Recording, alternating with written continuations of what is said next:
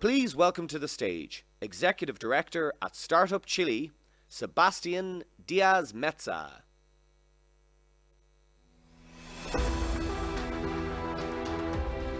Hey guys, amazing to be here.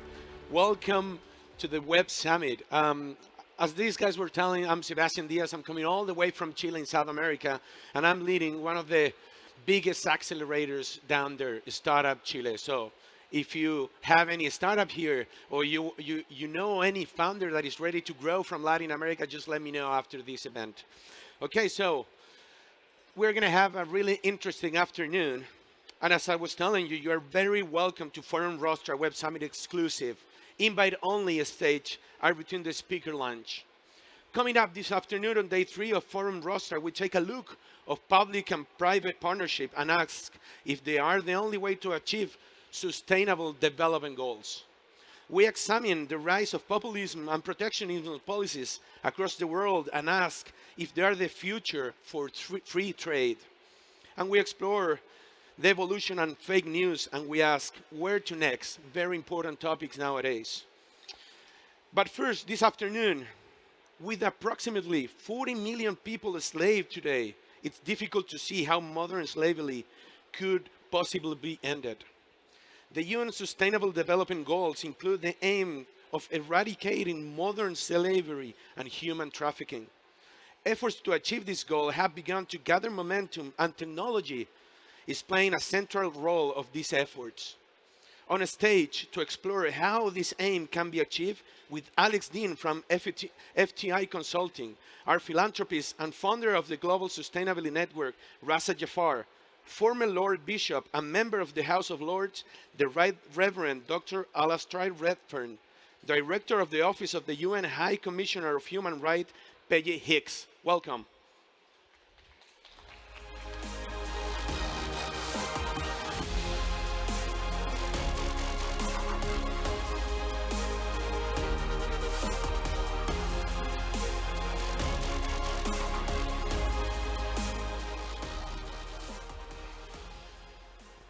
Thank you very much for joining us for what I think we can agree is an important session about what tech can contribute to this vital question of the day. You've heard about our panelists, and I want to waste no time in getting into the issues before us on ending modern slavery in our lifetime. Can it be done, and what can tech do to contribute to it? And our contributors, I've asked them to give us a sense too of how large the scale of the modern problem is. We're going to start working from the right towards this way, and then we'll leave a little time for audience participation, please. So if you have some questions, please bear in mind there will be time for you at the end and a microphone available for you. So first, please, Alastair, can we start with you? Thank you. Well, it's a great joy to be here at this amazing event about the web. And modern slavery is expanding as we speak. There are between 40 and 60 million people in the world at least. It's hidden, so it's very difficult to measure. It's in many communities, many industries. And tech is both a driver, but also possibly a help in this area. Let me give you some examples of how high tech and the web drives modern slavery. You will know much more than I about the dark web. If you know how to use the dark web, it's as easy to order an 8-year-old child for your sexual gratification as it is to order a pizza. People live in these private worlds that tech creates. They lose any sense of values or community. They fulfill their own desires and demands, and people are forced into these terrible ways of operating. Sorry, is that all right? Are you hearing me? Can I go on? Another example would be forced labour. People are moved about, put into work gangs. Employers no longer need to meet the people they're employing. It all comes through an agency. It's all done online. On behalf of the people who are trapped, have their passports confiscated, living in terrible conditions. The web's used to open up accounts for them, to get credit, to defraud the banks. The web is driving a very successful criminal industry. It's also showing signs of pushing back. I've been involved in the UK. There are lots of car washes where people will wash your car for £5 or something. Many of these are in forced labour. we've designed an app that you can have on your phone. You can sit in the car wash, answer 7 questions. It gives an automatic reference to the law enforcement agencies that can't track all this pop-up stuff, and it gives you a degree of risk, and you can press a button to ask for it to be investigated. The Global Sustainability Network that I work with Raza in India, we've enabled some technology in Delhi, facial recognition technology, which identified several thousand children in 2 weeks in a particular area of Delhi who had been trafficked and were in slavery there. Facial recognition technology enabled some kind of recovery. So I think that tech is driving it by creating these private worlds where there's no real judgment, just selfish desire, and enabling children and adults to be trafficked for work and for sex, and for organ transplants, for instance. All the data's held through the tech. But I think there are technical solutions and web solutions, and we want you to think about that and help us. Thank you very much, Alastair. Gently pointing out to our fantastic IT colleagues that my clock isn't running, which would imply this session will go on forever, which I know would be fantastic, but may run into difficulties with those on stage. Next, Raza, please. Yeah. So, like Bishop Alastair just mentioned, technology is driving the problem, yet can be a solution to the problem. Ending the modern-day slavery in our lifetime, to a lot of us, sounds impossible. But there was racial discrimination till not too long ago, and it was accepted by the world. In airlines, I clearly remember we could smoke in the planes. Row number 4 and 5 is smoking and 1 and 2 is not. Today we can't imagine that. So if we work diligently with all sincerity, and especially with the help of social media, with the help of new technology, we could eliminate modern day slavery as long as we are committed to it. We have been seeing a lot of technology coming this way, from artificial intelligence, which is used at the airports. Now for immigration, we don't have to go through our passports. I think Dubai has already implemented it less than a month ago. And not only can it be used for immigration purposes, but there are signs, facial expressions, physical expressions that we could actually catch with artificial intelligence, where we can identify human being trafficked. See, so far we've seen more dogs and people trying to find drugs, while the human being is trafficked in front of everybody through the immigration officer. There are so many checkpoints. I think we can really work on it and achieve the target. Thank you very much, Raza. Peggy, please. Thanks. You know, it's great to hear the comments made here, and I think you've emphasized some of the points I wanted to raise. One is you know, the ways in which tech can fuel modern slavery, and the use of technology to be able to access forced labor in a variety of ways. But I'd emphasize that we also see examples of technology helping to attack this problem, and one of the UN experts who's working on these issues has been able to pair up with a university that's doing work, for example, on satellite imagery, and how satellite imagery can identify places where forced labor is likely to be happening and give us better data and better enable us to address those problems. But to make 2 points about sort of the overall problem and how we look at it from the perspective of the UN Human Rights Office. One issue is I think when we talk about this issue, we do have to talk about the gendered nature of this problem. Of that 40 million people that are subjected to modern slavery in one form or another, we estimate that some 70% of them are women and girls, 20% being girls. And we have to look not just at the fact that it's largely women who are being subjected to this, but also what's driving that. Why are women so vulnerable to modern slavery? And how can we actually decrease the conditions that make women fall into or become part of or susceptible to modern slavery? So it's not simply something that can be done after the fact. We have to look at why are women and girls so susceptible to this. And that takes us to some of the industries and places where that's happening. Obviously, migrant workers, domestic migrant workers in particular, for example, is one of the big segments of space where this trafficking is happening, and where we need to really look at and figure out how we address that whole industry in a way that takes away the incentives for this type of behavior. The second point I'd make is that we also need to look at making sure that the ways that we fight trafficking and the ways that we fight modern slavery are both rights respecting and are accessible and bring in the perspectives of those who are subjected to these practices. Too often we have a somewhat paternalistic approach that just assumes that, you know, women or people subjected to this can be saved, and we don't actually ask them about what got them there and how they see their future. And when we do that, we find that our solutions actually work better as well. And in that regard, of course, the point made about facial recognition and how it can be used is one that also has a double-edged sword about how we will see that technology and how it might actually be used in some negative ways to impact on rights if we don't have the right kind of controls around it. And the final point I'd make is simply thinking about the role of the private sector here. We look to business to take steps that will eliminate forced labor from their supply chains. But what we've seen so far is that some of the methodologies we've tried to use there just aren't working very well. The idea that we can ask companies to certify and ask them to be audited about these practices, it hasn't been sufficient to really pull this out of the supply chain in the way that we would like. And we need to do much more to really increase both the negatives and the incentives to try to get business to engage in this in a much more serious way. Thank you all very much. And I'd like to start from those great overviews with the last point Peggy made about business engagement.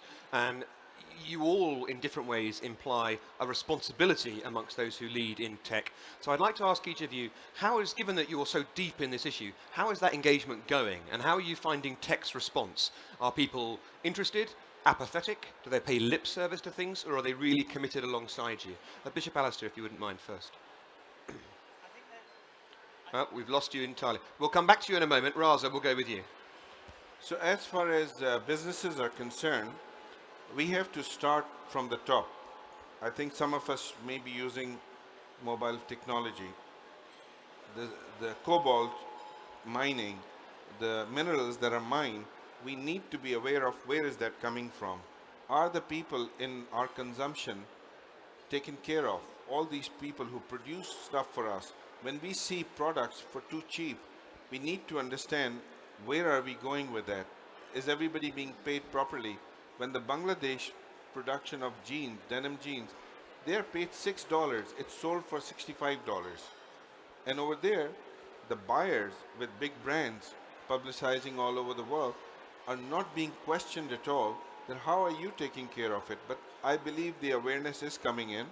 People do want to know how the products are taken care of. Peggy, when you talk to tech, what do they say? I think it does depend who you talk to on what side. I mean, I think there is an overall, a genuine human desire not to have technology be used in this nefarious way. But that commitment doesn't necessarily translate into real change in terms of the business practices that facilitate and fuel modern slavery. And the realities of that discussion for both the tech sector and for business in general are that they're just, there is a competitive market. People are looking for ways to make sure that they work effectively alongside their competitors. And we as a society have not yet raised the bar high enough in terms of what are the consequences for failure to really engage as much as we should here. What should the consequences be? Well, I mean, I think ultimately what we find is that the more we actually do some of what Raza has said, we make companies really own up to what their practices actually entail. I think a lot of people don't want to buy clothing that's manufactured in sweatshops. They don't want to have the people who are mining their cell phones related components be forced labor. And the more we can raise visibility to that, I think that will have an impact on brands and on corporate success. But we also, of course, can't depend just on that. No. I do think more effective government regulation that increases the costs and penalties for those who engage in practices and don't put in place sufficient systems to root this out of supply chains will be necessary. Alastair, has there been providential intervention on your microphone? Yes, there has. Okay. Just to follow up on that, three things. I do a lot of work with faith communities. That's ordinary people in ordinary places gathering for worship and in their communities. I think one of the challenges to tech is, as we raise awareness amongst people of goodwill about cheap goods, for instance, or lack of government legislation, how can we have some kind of technological way that the ordinary citizen or the ordinary consumer can press a button and tell some big company, I was great to buy this t-shirt for 50p, but how on earth do you produce it? Can you show me what you're doing? How can we mobilize, because the companies do take notice of consumers and governments take notice of citizens. Tech does provide, theoretically, a massive power, I think. At the other end, we are in the Global Sustainability Network, working with a number of startups in California, for instance, about how can tech help investors look carefully at investment opportunities, bearing in mind the danger of slavery in the supply chain. We're at an early stage of that, and again, there may be innovators here who can take that forward creatively. Great. Well, now it's your opportunity. How often do you get three experts like this on this vital topic? Who would like to go first with a question for our panel, please? Do not all rush at once.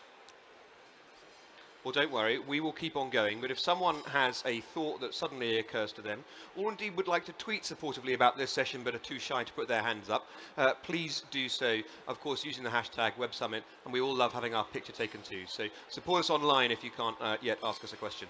I'm going to ask you, Raza, about the Goal 8 UN mandate, and then, of course, given that it's a UN initiative, we'll turn it to you, Peggy, but given that it's at the heart of your work, Raza, tell us a little about Goal 8.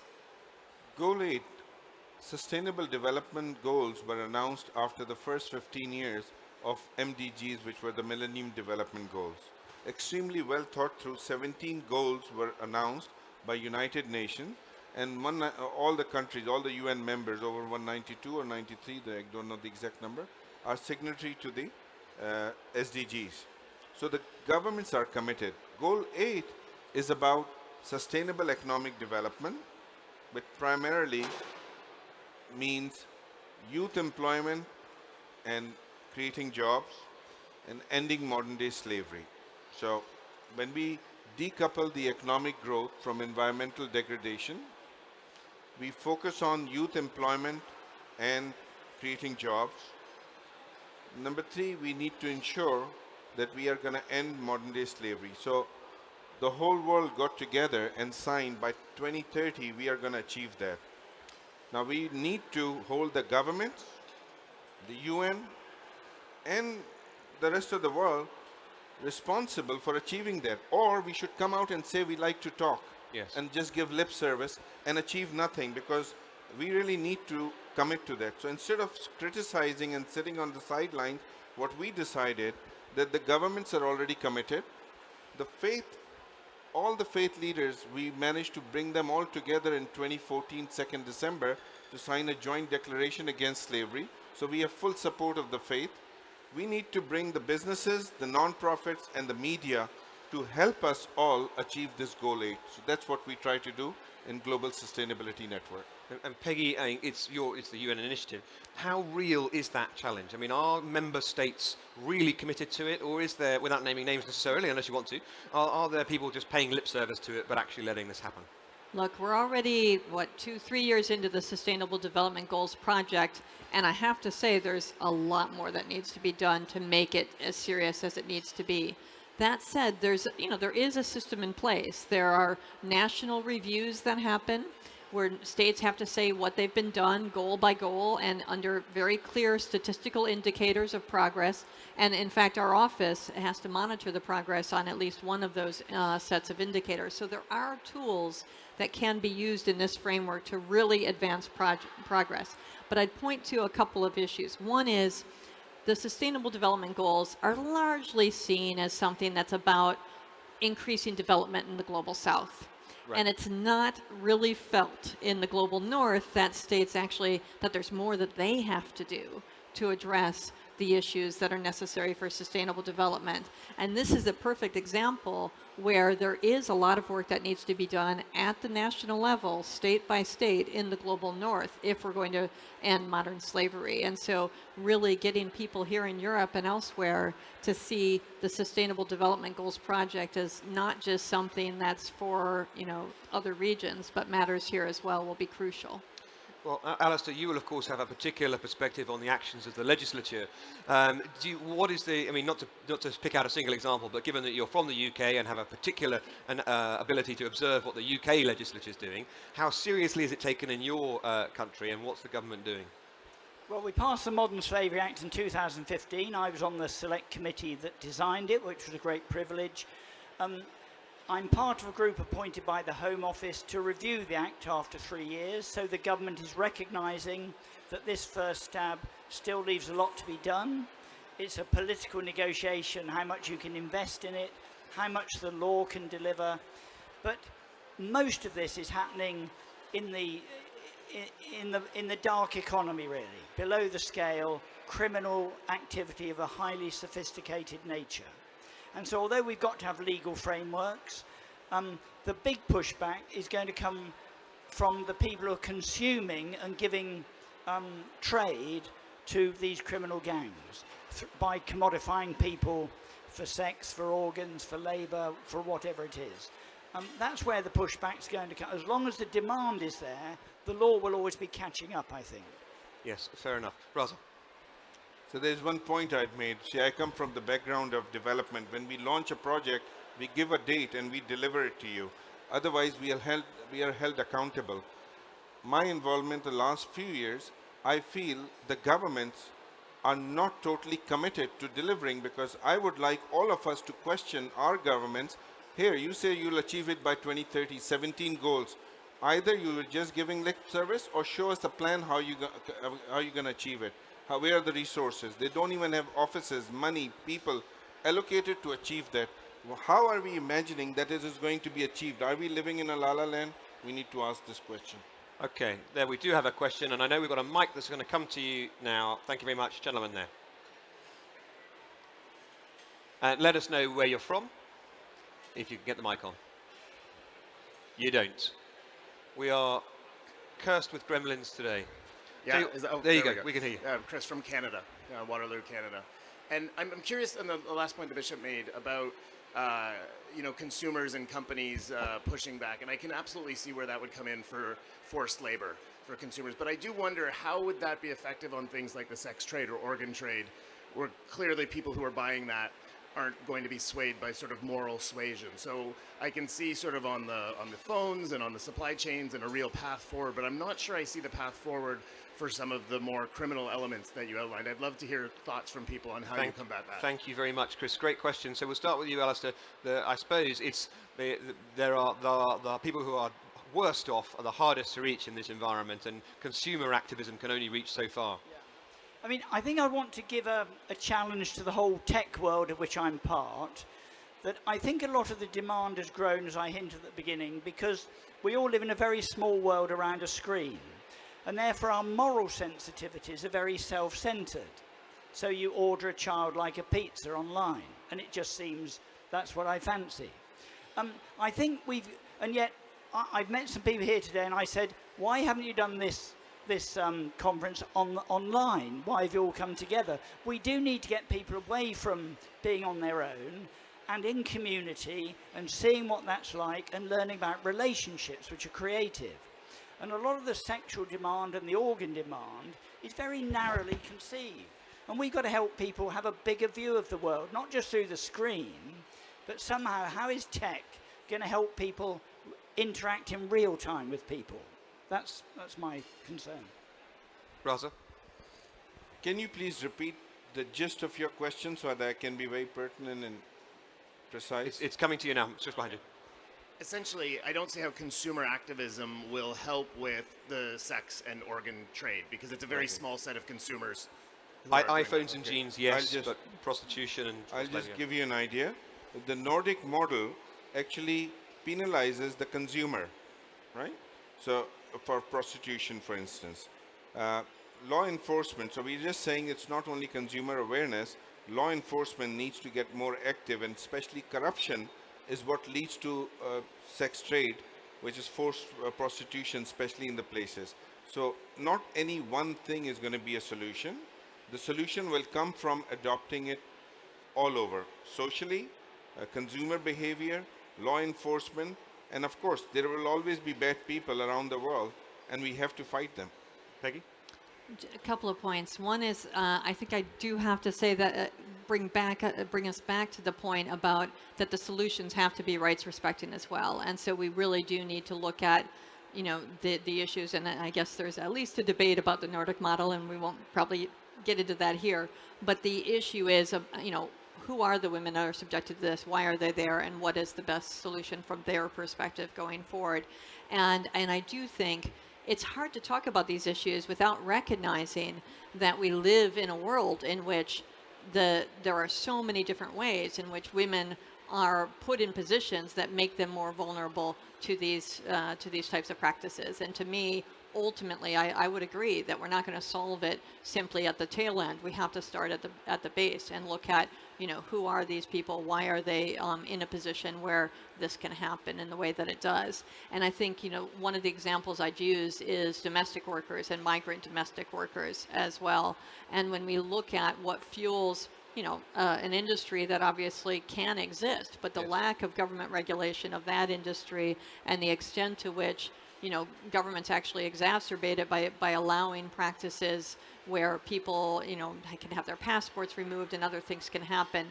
There, you know, there is a lot that can be done on that side. But you're absolutely right. If we look at, that's part of why when our office looks at this, we do try to break it down into its constituent parts, because the solutions are not going to be the same based on whether we're talking about issues in supply chain and the garment industry versus sex trafficking, you know, versus forced labor in exploitation mines in some place. And so while the problem is one that needs to be addressed globally in that sense, we do need to actually be very, you know, local in our solutions. Alastair, you wanted to come in? Yeah. Just very quickly too on this, I'm privileged to work with a lot of victims of, say, the sex trade. And of course, they are very vulnerable people, and the criminal gang is very skilled at recruiting vulnerable people. As citizens and consumers, we've got to notice what's making so many people so vulnerable. They'll take this risky step or fall for this false promise. Vulnerability is the result of political and social things. It just doesn't happen to somebody. There are political and social forces around. How are we going to inhabit those and try and help look out for people better, give them more hope, and push back against vulnerability? Thank you. We're almost out of time, so I'm going to invite each of our panelists to give some final thoughts, and particularly, what can we do? What should people in tech, people who are at this summit and our friends and family, what should we be thinking to do to help you in your work? Peggy, we'll start with you. Thanks. No, I think Alastair made a very good point about the ways that tech could help us to really mobilize people to take on their role in fueling some of these practices. And I know there are some apps that have been developed that are allowing people to do that, but I think that that's a great idea and needs to really be explored and used more. But that's not the only side of it. As I said, you know, the use of satellite imagery, I'm sure the tech people in the crowd can think of all sorts of other ways. So let's try to use the tech for good side to take on these problems and not just look at how the tech sector could actually be making it easier to do some of these bad practices. Right. And then the second thing I'd say is just let's please make sure that we don't see this as a victim approach, and that we try to bring in the rights of the people that are subjected to this and look down the chain, not just at the end result. Thank you. Raza. Good news is that there is a lot happening. The tech is doing a lot in coming up with applications and trying to fight modern day slavery. However, I would urge all of you to find out more and more about where your goods are coming from, learn about it, and try and encourage compassion. Unless we really have compassion from top of the government and commitment, and not just pulling out of contracts and commitments and global deals, we need to really stick to our commitment and have compassion. Alastair.